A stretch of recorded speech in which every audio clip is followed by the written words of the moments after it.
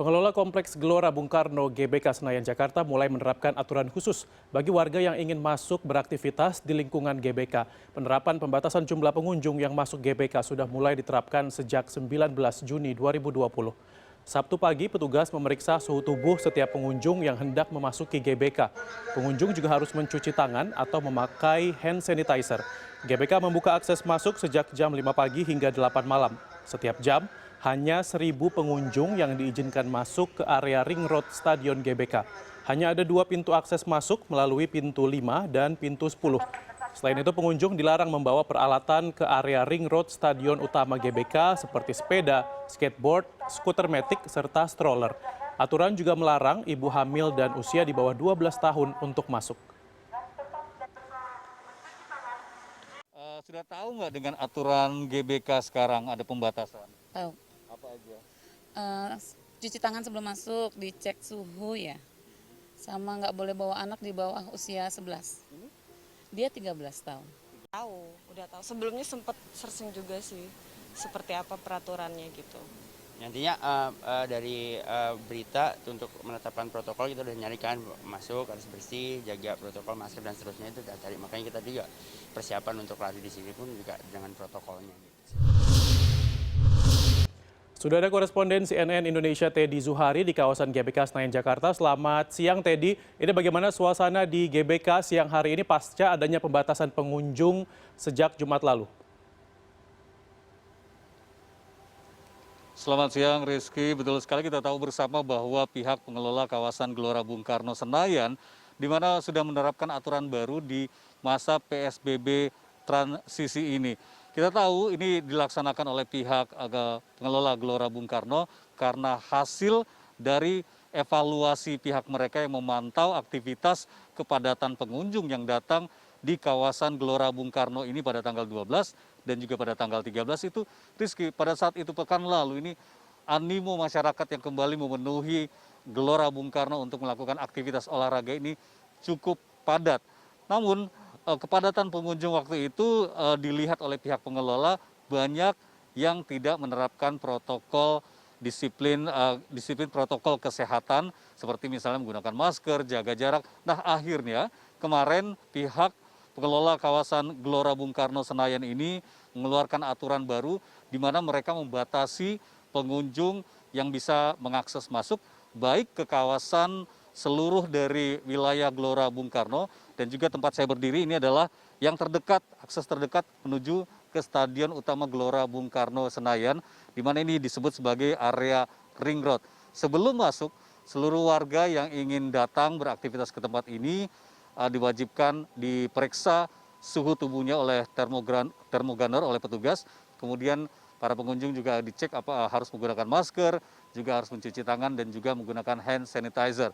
Tapi ada yang menarik juga bahwa selain aturan-aturan yang harus diikuti oleh para pengunjung, misalnya tadi yang sudah saya sebutkan, pihak pengelola kawasan Gelora Bung Karno ini tidak memberikan izin masuk bagi wanita hamil dan juga pengunjung yang usianya belum mencapai 12 tahun. Nah, untuk informasi lebih lengkap, saya akan berbincang singkat dengan Diah Kolemalasari, beliau adalah PR Manager dari Gelora Bung Karno. Selamat pagi menjelang siang Mbak Diah. Ya, selamat pagi menjelang siang, Mas. Ya, kita tahu ada penerapan aturan baru untuk warga yang ingin beraktivitas di GBK ini. Mungkin bisa dijabarkan aturannya yang paling berbeda dengan masa sebelumnya apa saja? Oke.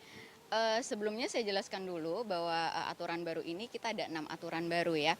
Yang pertama adalah jam operasional. Kita buka dari jam 5 sampai jam 8 malam.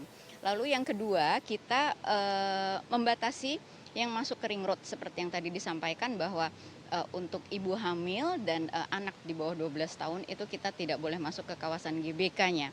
Sementara yang untuk ke kawasan Ring Road itu kita hanya memperbolehkan untuk yang pejalan kaki dan pelari. Sementara pejalan kaki yang membawa peralatan itu seperti sepeda, skateboard, skuter, segway itu kita larang masuk ke Ring Road.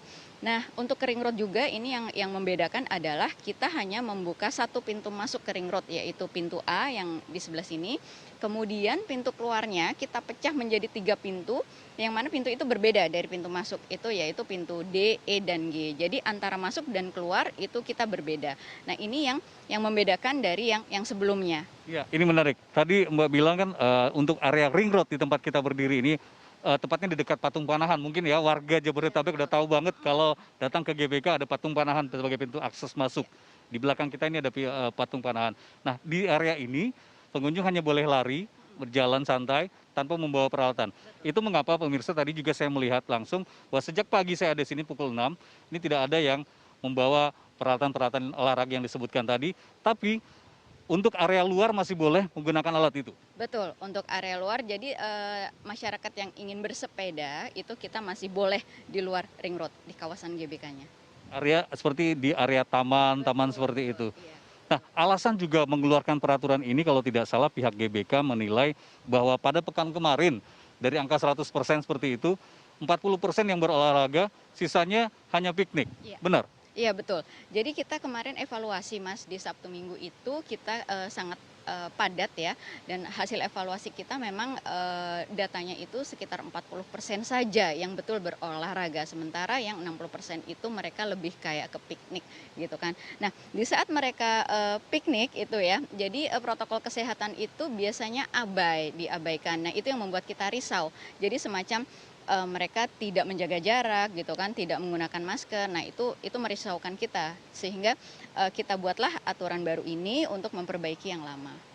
Kita tahu juga Mbak, ini kan menjadi pusat olahraga karena lokasinya strategis, dekat dengan stasiun kereta Palmerah, warga Jabodetabek biasa juga beraktivitas olahraga di sini. Nah, apakah pembatasan itu berlaku setiap hari atau berlaku juga hanya berlaku di akhir pekan saja? Kita khususkan di Sabtu Minggu ya, karena Sabtu Minggu itu adalah puncaknya masyarakat datang ke GBK. Sementara kalau misalnya hari biasa, kita sih tetap membatasi, tidak boleh sepeda seperti yang saya sebutkan tadi. Cuma untuk jam-jamnya kita lebih fleksibel. Jadi aturan itu khusus di Sabtu Minggu. Bicara mengenai peraturan, tentu juga ada penerapan sanksi. Nah, jika masih ditemukan ada pengunjung yang katakanlah melanggar aturan, tidak menggunakan masker, berkumpul berdekatan, apakah ada sanksi yang dikenakan kepada mereka? Sejauh ini kita menghimbau saja ya, karena secara berkala kita mengeluarkan pengumuman yang diumumkan bahwa untuk tidak bergerombol, patuhi aturan gitu. Kalau misalnya sanksi yang tegas itu atau apalagi sampai yang gimana itu kita belum. Oke. Terakhir pertanyaan saya tadi juga ada pembatasan mengenai akses masuk. Per shift itu hanya 1 jam. Katakanlah satu orang akan hanya berada di area ini selama kurang lebih 1 jam.